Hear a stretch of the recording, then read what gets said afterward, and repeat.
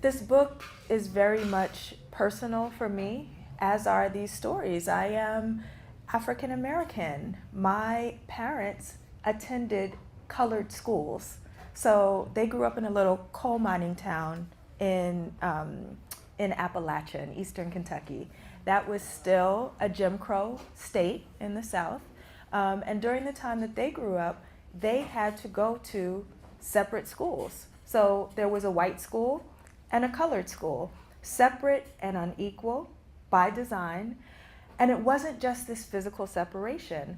What my parents were supposed to receive was an intentionally inferior education, an inferior curricula, inferior books, supplies, resources, or at least that was the intention of the design of that system.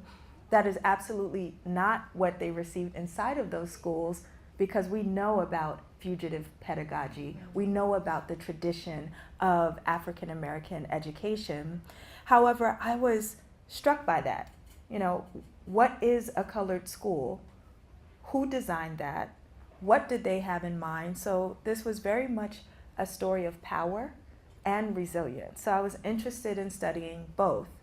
Now, as an old millennial, I'm the oldest of the millennials, okay, born in 1982.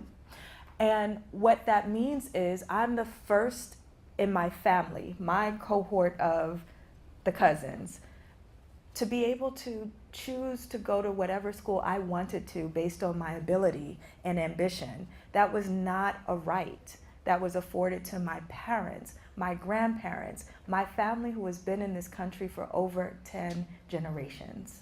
So to think that now I am a full professor at an elite university where my parents would not have been able to even apply to in just one generation.